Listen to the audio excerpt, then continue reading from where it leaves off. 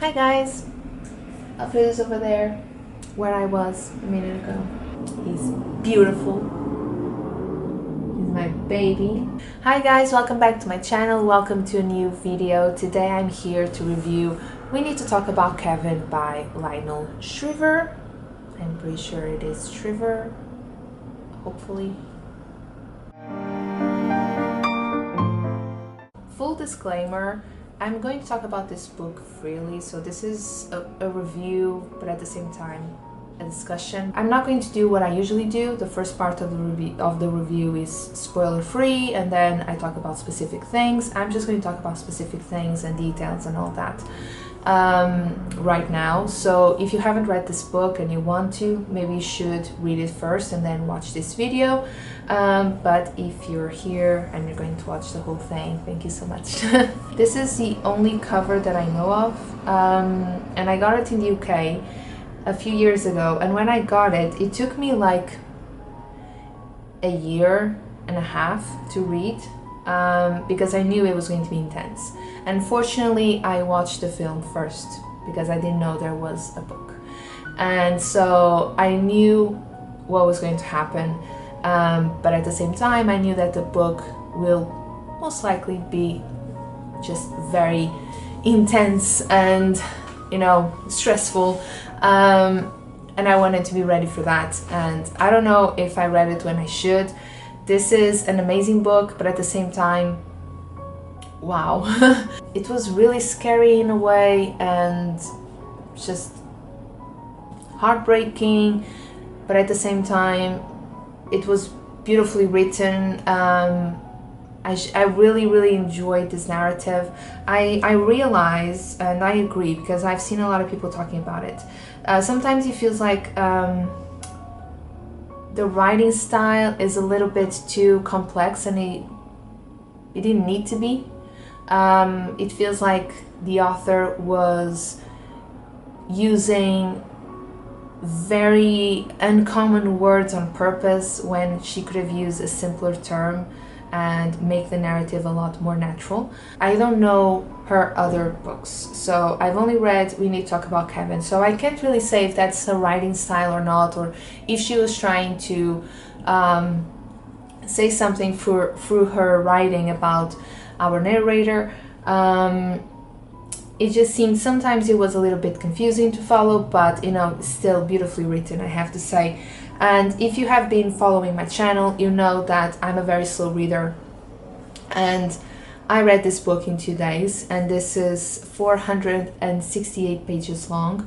So wow, I don't do that at all, you know, I never do that. I never read a 400-page book in 2 days. It just tells you how much I really enjoyed this book, and I was really engaged. This is about a mother's relationship with her son. So Eva, Kevin's mom, is writing letters to her husband, and she's just trying to deal with what happened. Like I said, I'm not going to hold back, so I'm just going to talk about what happened. Kevin conducted a school massacre when he was 16, I believe, and Eva is just trying to understand what drove her son to do something like that. Why did he decide one day to attack his classmates, killing 7 classmates, a cafeteria worker, and a teacher, I believe. And in order to do that, she goes back to the very beginning. So she goes through her relationship with Kevin's dad, and, you know, to the moment she got pregnant. She starts analyzing everything that happened when Kevin was a baby, when he was a toddler, child, teenager, everything that led to that moment. And it is just heartbreaking to see someone go through that. What we need to realize is that Eva never wanted to be a mom, and so when she found herself pregnant, you know, she wondered if she should have a baby or not. She's trying to understand if not wanting to be a mom influenced Kevin's upbringing and his development as, you know, an individual. If from a very young age he understood, like from the moment he was born, he understood that they would never get along, they would never have a normal, loving relationship. She couldn't breastfeed Kevin, for example. She couldn't get Kevin to go to sleep. She couldn't get Kevin to stop crying. Franklin was able to soothe the child. He was able to calm him down and play with him. And Kevin seemed very loving and healthy when his dad was around. But when he was with his mom, they would confront each other. Kevin would do things that were normal for a kid his age, but Eva always thought that, you know what, he did it on purpose. And we never really understand if, obviously I'm not talking about the film, because the film interprets things and approaches things differently, but we never quite understand to what extent Kevin was doing things on purpose or not. We could never understand if she was just blowing things out of proportion. Obviously, his behavior just worsens as years go by. It ends up with him conducting a school massacre. I knew what happened because I watched the film, but at first it's really difficult to understand if Franklin is still alive or not, because she's writing and she's talking about their relationship in the past, and sometimes it's difficult to understand if he's alive or not. At least it was difficult for me. I don't know if you have read the book, let me know, but it was difficult at first to understand if he had just left, because just before the school massacre they were planning on having a divorce, and so it's hard to understand if he was dead or not. But then we realized that he is, as well as Kevin's little sister. I don't really remember if she talks about the decision of having a second kid, but after reading this book, I want to have a family of my own. I want kids. My boyfriend and I want kids, and you know, that's always been a goal of mine. I want to have kids.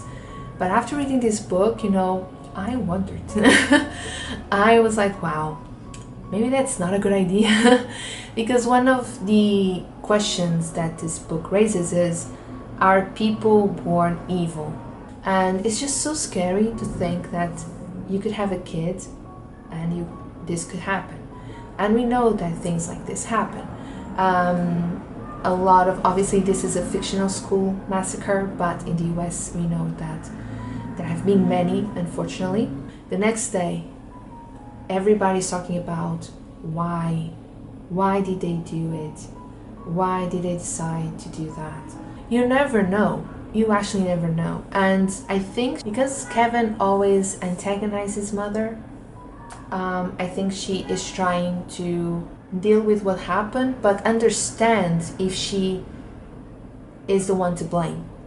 Is this her fault? The idea behind this is that she's considering the fact that she could have done more for this kid, more for their relationship, and that it wouldn't lead him to commit a crime like this. This is really interesting. If you get this copy, this edition, this is published by Serpent's Tales Classics, and if you get this edition, you get a couple of questions at the end of the book.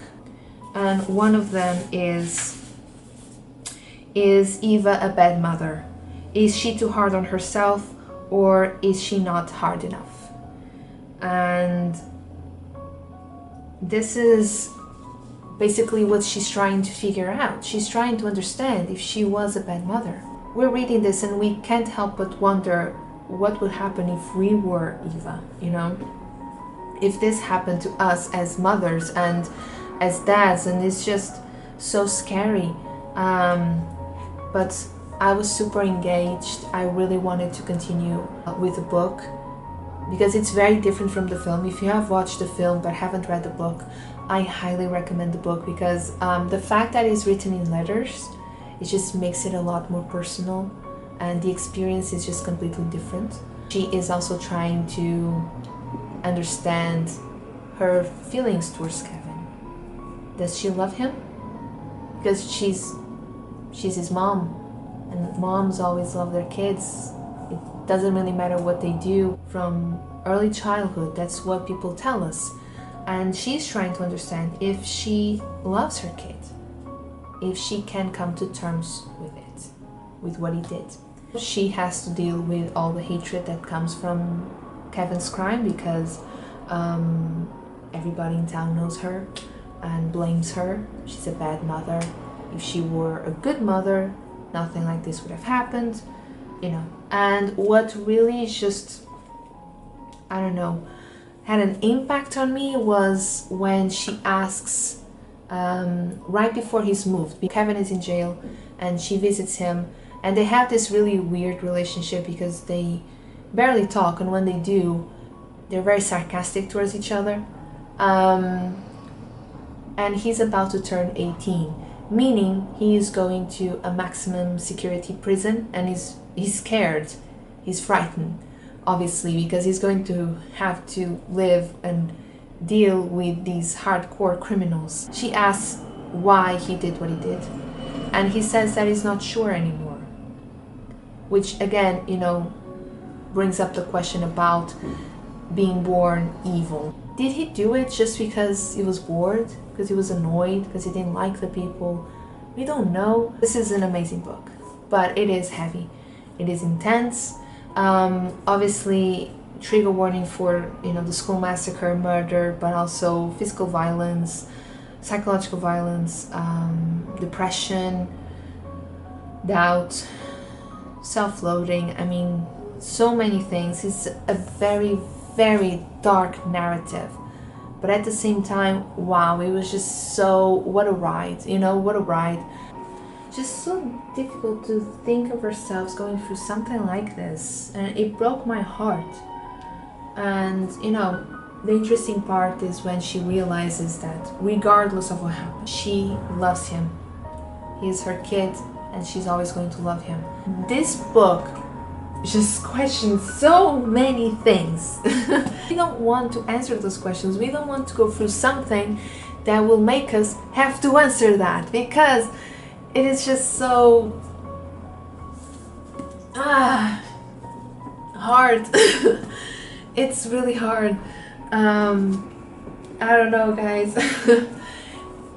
I tear up, I have to say. This is not an easy read at all. These are horrible questions.